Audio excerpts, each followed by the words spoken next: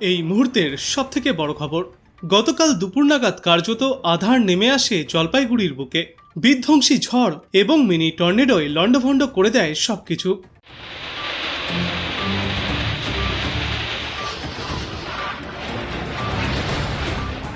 উত্তরবঙ্গের একাধিক জেলায় ঝড় বৃষ্টির সম্ভাবনার কথা আগেই জানিয়েছিল আবহাওয়া দপ্তর। তবে হাওয়ার গতিবেগ যে এত জোরালো হবে সে কথা কারোরই জানা ছিল না।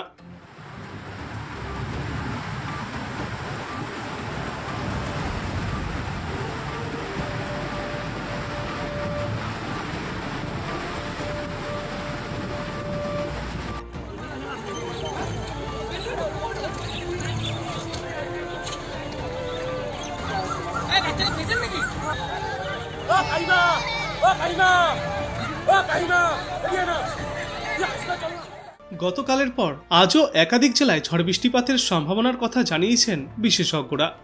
গতকাল ভয়ানক তাণ্ডব চালানোর পর আজও ফের একবার শুরু হবে ঝড় বৃষ্টির সঙ্গে ঝড়ো হাওয়ার ব্যাটিং। আবহাওয়া দপ্তরের পূর্বাভাস বলছে, আজ জলপাইগুড়ি ছাড়াও আলিপুরদুয়ার, দার্জিলিং, কালিম্পং এবং কোচবিহারেও ব্যাপক ঝড় বৃষ্টিপাত হতে পারে। এরপর আগামী বুধবার পর্যন্ত বেশ বৃষ্টিতে ভিজতে চলেছে উত্তরবঙ্গের কয়েকটি জেলা। গতকালের ওই ঝড় বৃষ্টিতে ক্ষতিগ্রস্ত হয়েছে জলপাইগুড়ি জেলা সদর সহ ধূপগুড়ি, ময়নাগুড়ি বিস্তীর্ণ এলাকা। হতাহতের ঘটনাও ঘটেছে গতকাল। একই সাথে ক্ষয়ক্ষতির সংখ্যাও কম নয়। ঝড়ের শেষে এলাকা পরিদর্শনে গিয়েছিলেন রাজ্যের মুখ্যমন্ত্রী। খোদ প্রধানমন্ত্রীও শোক প্রকাশ করেছেন এই ঘটনায়। এমনকি বঙ্গ বিজেপিকে তড়িঘড়ি ত্রাণের কাজে নামার নির্দেশও দিয়েছেন তিনি।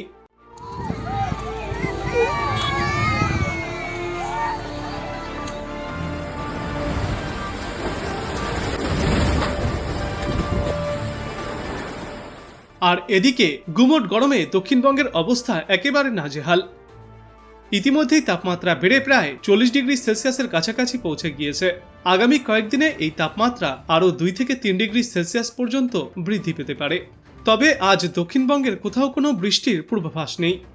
এপ্রিলের মাঝামাঝি সময় থেকেই বৃদ্ধি পাবে বাঁকুড়া এবং পুরুলিয়ার তাপমাত্রা।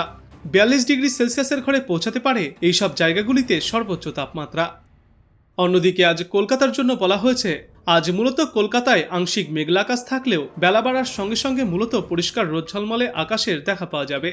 সর্বোচ্চ তাপমাত্রা থাকবে 38 ডিগ্রি সেলসিয়াসে। সর্বনিম্ন তাপমাত্রা ছিল 27 ডিগ্রি সেলসিয়াসে। তবে আগামী কয়েকদিনে এই তাপমাত্রা 40 ডিগ্রি সেলসিয়াস ছুঁতে পারে। আজও আগামী আরও কয়েকদিনের আবহাওয়া নিয়ে কি বলছে আলিপুর আবহাওয়া দপ্তর, চলুন এবার দেখে নেওয়া যাক। কলকাতা আজকে হচ্ছে partly cloudy sky with possibility of rain somewhere, and maximum temperature 36, minimum 36. কালকে আপনার রেনের সম্ভাবনা হতে পারে, partly cloudy sky কলকাতায়, আর ম্যাক্সিমাম 36, মিনিমামটা 27। 2 তারিখেও আপনার একই, ওই partly cloudy sky, weekend 3 also partly cloudy sky and your 34-27। 4 তারিখে আপনার ম্যাক্সিমাম টেম্পারেচারটা বাড়ছে 37, মিনিমামটা বাড়ছে 28, আর 5 তারিখে আবার বাড়ছে, এটা হচ্ছে 38 এবং 28। এটা গেল কলকাতা।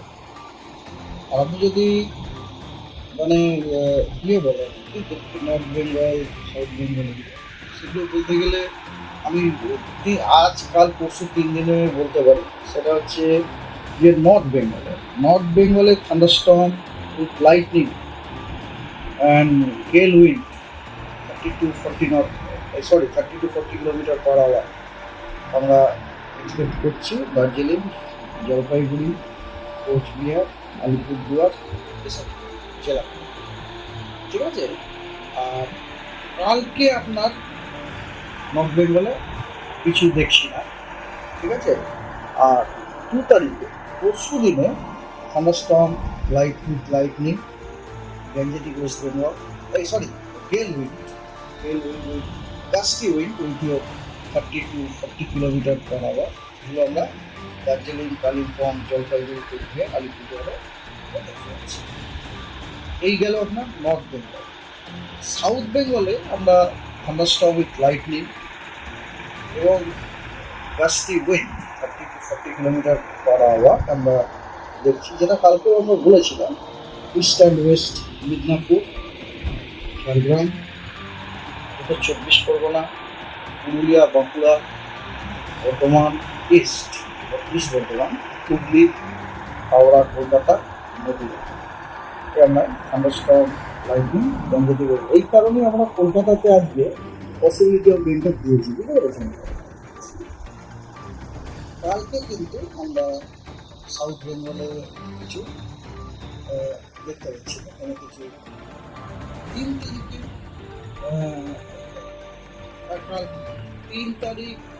আপনার 3 তারিখ সাউথ বেঙ্গলে আপনার 2 তারিখ আমরা 2 তারিখে আপনার সাউথ বেঙ্গলে কিছু নেই, শুষ্ক হবে।